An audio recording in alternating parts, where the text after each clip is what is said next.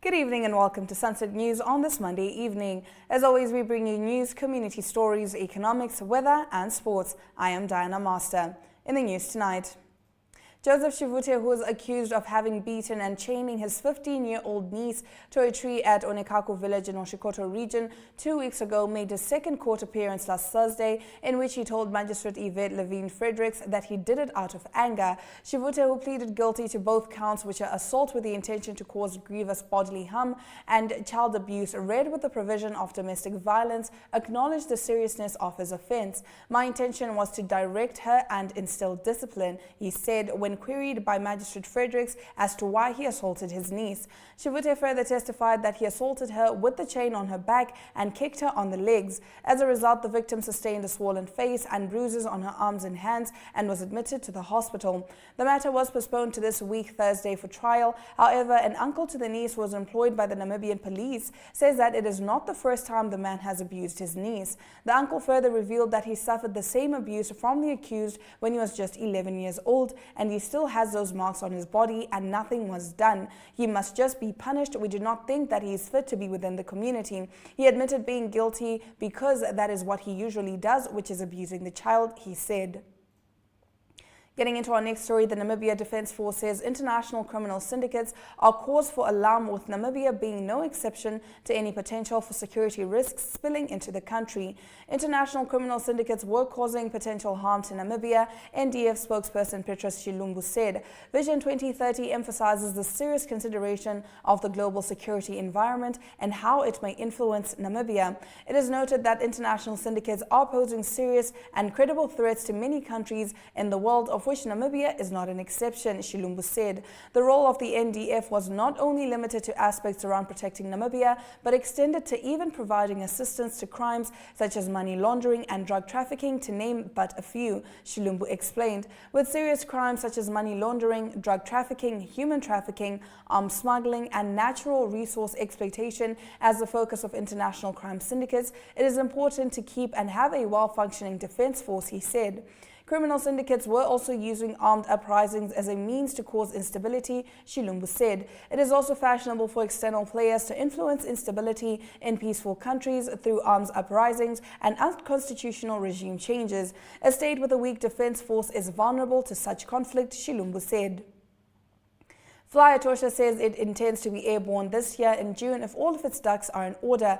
These are the sentiments of its representative, William Ikanjo. "We want to be airborne by June or before, despite an earlier bid by local aviation company Fly Namibia to challenge Fly Etosha's bid to become fully operational." Fly Namibia, according to Ikanjo, was ticking all the boxes in terms of the regulatory requirements to become an airline. The complaint, according to him, was due to the competitive nature of the aviation sector. Documents were submitted through Fly Namibia and West Air's attorneys, Ellis and Partners, opposing the application for granting a non-scheduled air transport service license to Fly Etosha Airways. According to the documents, Ikanjo failed dismally to provide the Commission with sufficient proof that he will be able to render a safe, satisfactory and reliable air service in respect of continuity, frequency, punctuality, reasonable charges and general efficiency.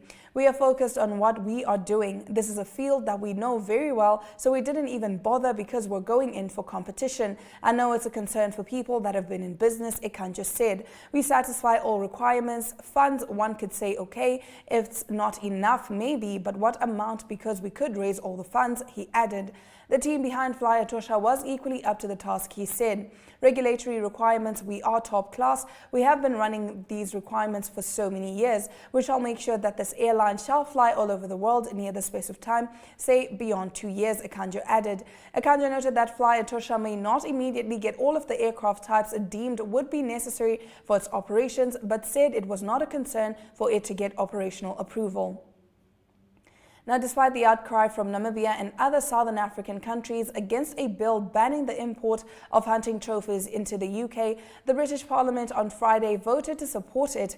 As it was approved by members of Parliament, the hunting trophies import prohibition bill will, however, now face further scrutiny by the House of Lords. The ban will cover about 6,000 species and will include trophies from animals such as lions, rhinos, and elephants. Campaigners backing the bill had feared it could be blocked after more than 30 amendments were tabled. However, after the government accepted 2 proposals to establish an advisory board on hunting trophies and to limit the power of the Secretary of State to add new species to the list the ban would apply to, the other proposed amendments were dropped.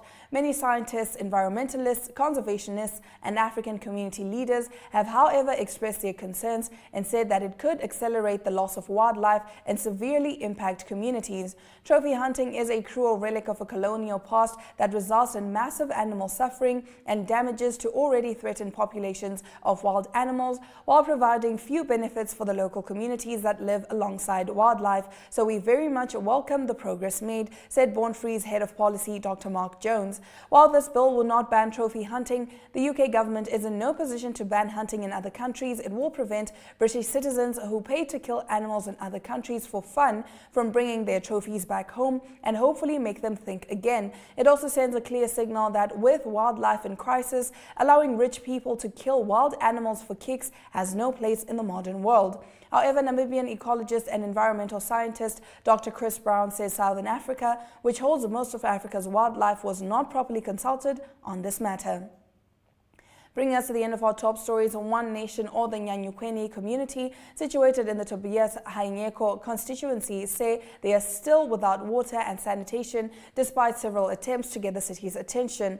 After heavy rains in Windhoek towards the end of 2020, families in some parts of Katutura were forced from their homes in hopes of safety from flash floods. Since then, the lives of these families were impacted in the worst way. Community leader Hilma Lawrence says the former Windhoek mayor Sade Gavanas promised to have the situation fixed before her tenure was up. In February, the city of Windhoek said they drafted a contract and will share it with the residents but have not done so. The situation is a desperate one because sometimes the only communal tap that they have is closed and they're left with empty buckets. According to Lawrence, the community includes pregnant women, thus making the situation a dire one. Please bring water. Pregnant women have to walk far. The situation is terrible. The tap is open only occasionally. What must we drink? How must we cook? She said in 2021, families were uprooted from their homes during floods and relocated to the farthest, most desolate area of the now Nyanyukwene community situated in the Tobias Hainyeko constituency. The area has been without water and sanitation infrastructure ever since, with community leaders under the guidance of constituency councillor Christopher Likua writing a letter to the municipality in August 2021 to address these issues. In our community talk segment, we take a look at Netumbo Nandi-Ndaitwah, who says that there is a perception created that the government is not doing anything. Stay tuned.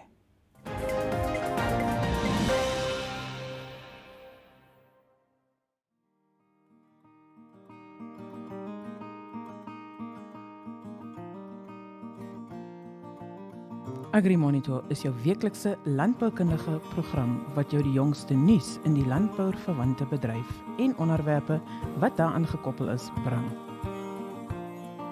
Vir enige advertensie of nuusverwante navrae, kontak agrimonitor@synergy.com.na.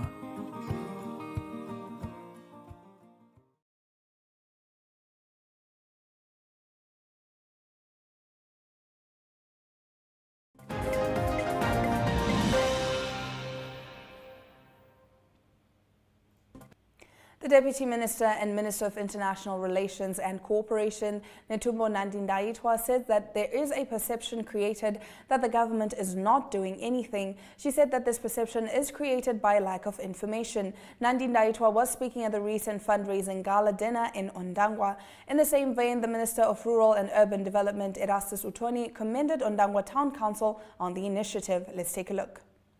We may be able to share information as to what we have learned this evening from our Director of Ceremony as to what the government has been doing since 2016 in trying to revive our economy is something that all of us need to know.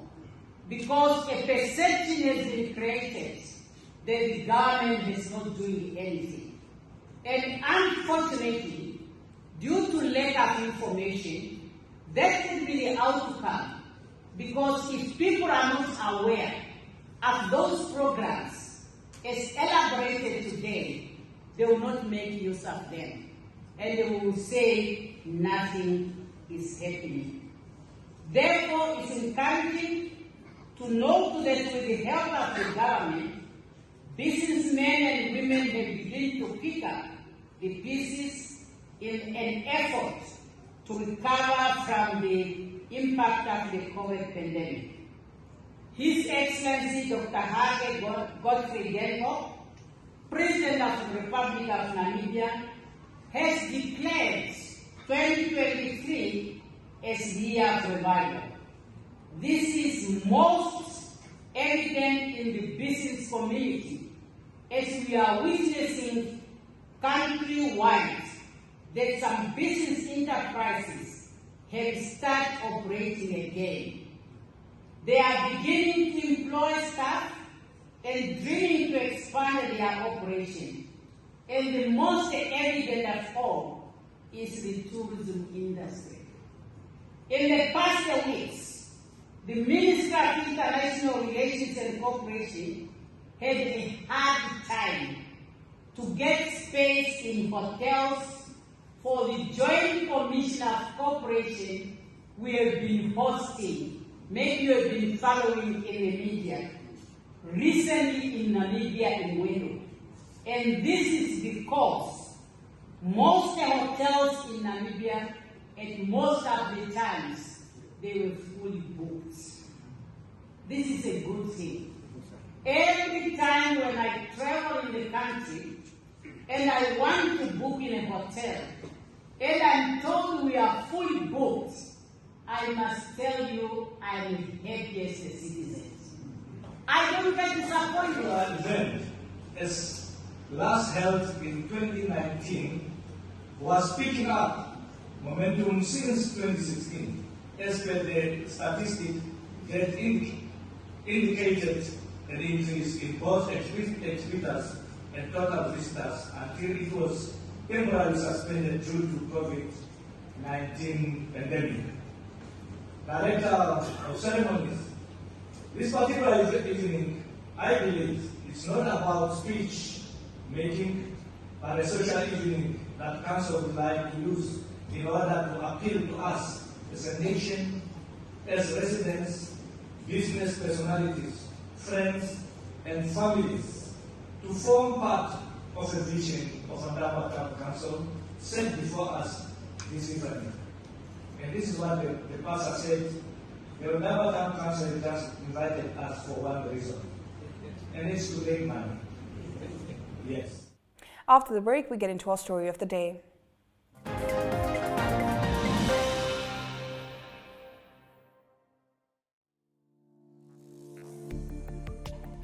In Business 7, you get news on current economic, financial, and business matters in Namibia. The weekly show features interviews with experts and in-depth analysis of burning issues in a way that caters for ordinary Namibians and business connoisseurs alike. For news-related or advertising queries, please contact B7 at synergy.com.na.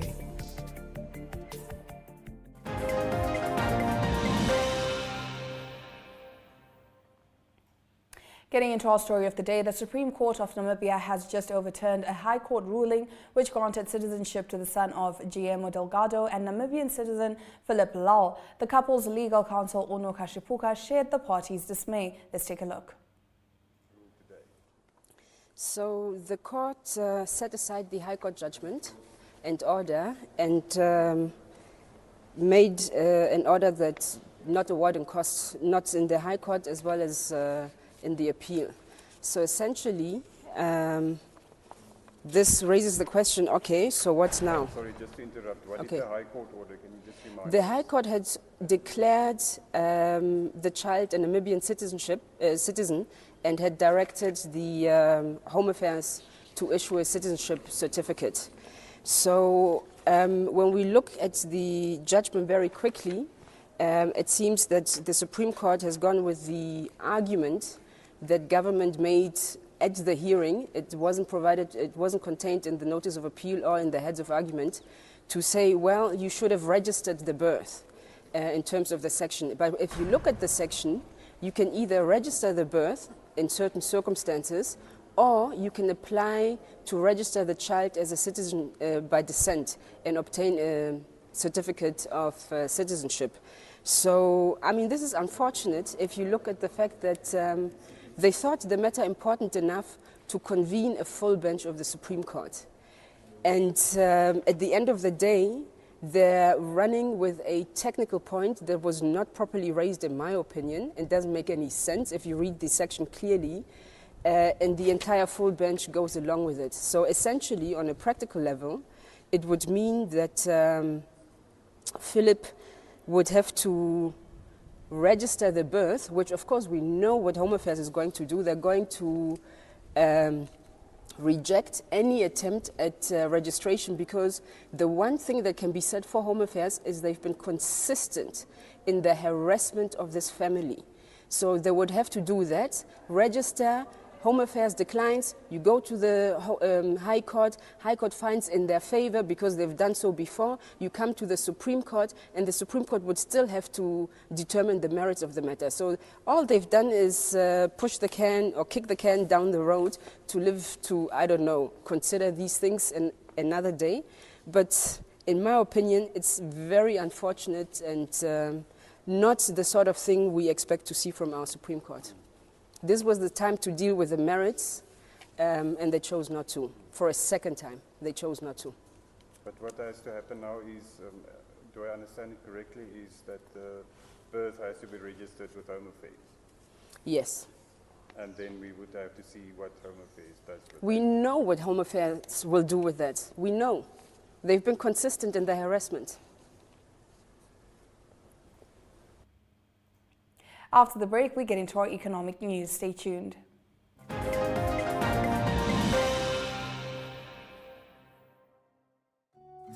Take a load off and tune into another episode of Brave Namibia as we take a look at both ordinary and extraordinary Namibians. Brave Namibia is broadcasted on NTV Saturdays at 6:30 p.m. and OneUpTwo.com, as well as broadcasted on the following Facebook platforms on Wednesday at 5:30 p.m.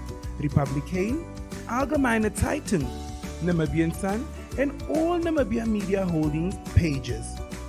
For more information, contact the Brave team at brave@synergy.com.na. Brave Namibia, for the ordinary and extraordinary Namibians.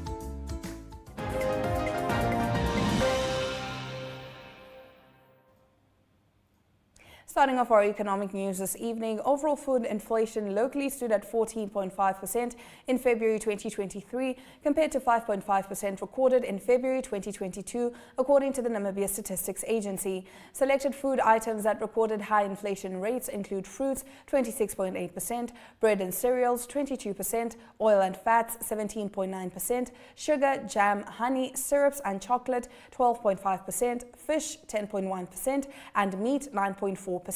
Overall, Namibia recorded an annual inflation rate of 7.2% in February 2023 compared to 4.5% registered in February 2022. The City of Windhoek approved 167 building plans in February, a 111.4% month-on-month increase from January's low base of 79 approvals, according to IJG Securities. In monetary terms, the approvals were valued at 72.7 million Namibian dollars, a 229.0% month-on-month increase from January's dismal 22.1 million Namibian dollars.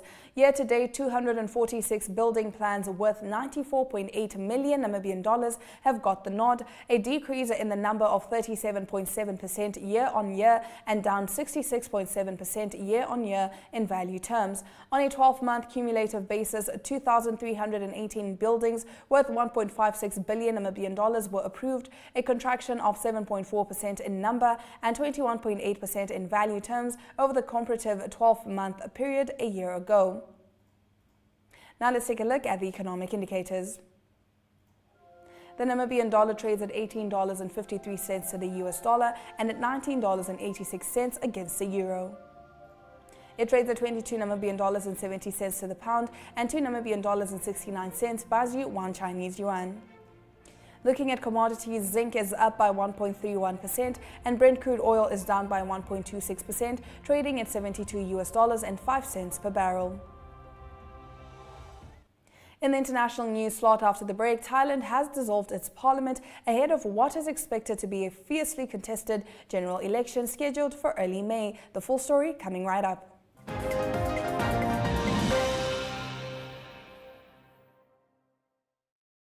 Yo, Joe, what's up, man? Good. Congratulations on your new promotions, man. Give these men a drink. Coming right up. Hi, Joe.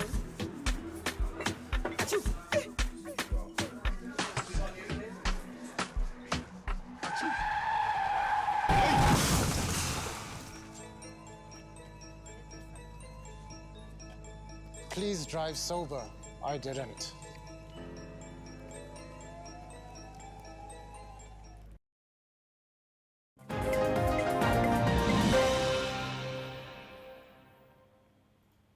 Thailand has dissolved its parliament ahead of what is expected to be a fiercely contested general election scheduled for early May. Prime Minister Prayuth Chan-o-cha's new United Thai Nation Party will be challenged mainly by the Pearl Thai Party, led by former Prime Minister Thaksin Shinawatра's daughter, Paetongtarn. Thaksin, a billionaire, was deposed by a military coup in 2006. Paetongtarn, 36, has led Prayuth in opinion polls for months. A date for the election has not been set, but it must take place within 60 days of dissolution. But campaigning by dozens of parties is already underway. Bangkok's pavements are disappearing behind a blizzard of party protesters making all kinds of promises to the voters. Now, let's take a look at the weather predictions.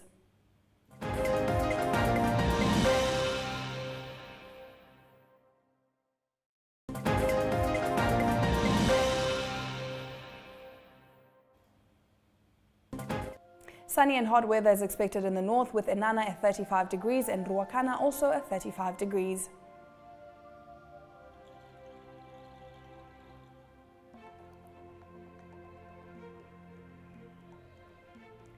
Partly sunny weather is expected along the coast, with a high of 22 degrees in Walvis Bay and 20 degrees in Henties Bay. In sports tonight, we take a look at the schedule for the ICC Men's Cricket World Cup qualifier playoff that has been released.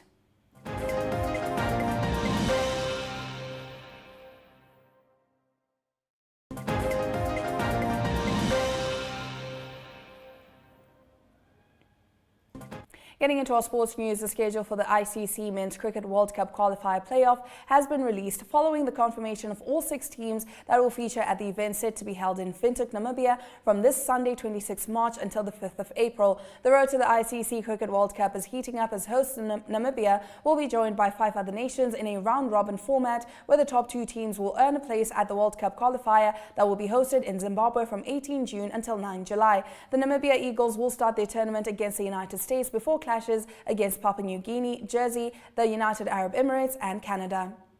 In football news, Brave Warriors defender Kennedy Amutenya was diagnosed with acute appendicitis during the weekend and had to undergo an emergency appendectomy. Amutenya, who plays his club football for Gaborone United, will not be part of the Tafellaga Brave Warriors team travelling to Cameroon for the 2023 AFCON qualifying match on Friday. The Namibians are currently in Johannesburg finalising their training camp before they'll travel to Yaoundé for the clash against the indomitable Lions.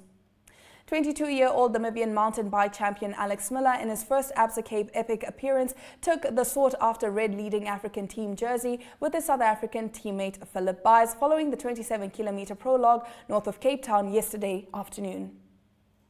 After the break, we take a look at the highlights.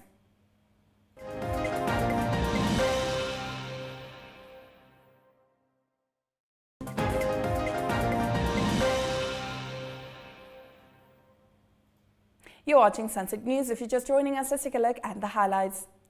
Fly Etosha says it intends to be airborne this year in June if all of its ducks are in order. These are the sentiments of its representative, William Ekanjo. One Nation of the Nyanyukweni community situated in the Tobias Hainyeko constituency say they're still without water and sanitation despite several attempts to get the city's attention. Brave Warriors defender Kennedy Amutenya was diagnosed with acute appendicitis during the weekend and had to go an emergency appendectomy. And with that, we've come to the end of the broadcast. Make sure you join Sunset News on Facebook and all the NMH platforms on weekdays, as well as on our website, OneUpTwo.com. Sunset News screens on DStv channel 285 and GOtv channel 94 every weekday from 7:30 to 8 p.m. I am Diana Master, and this has been Sunset News. Don't end your day without us.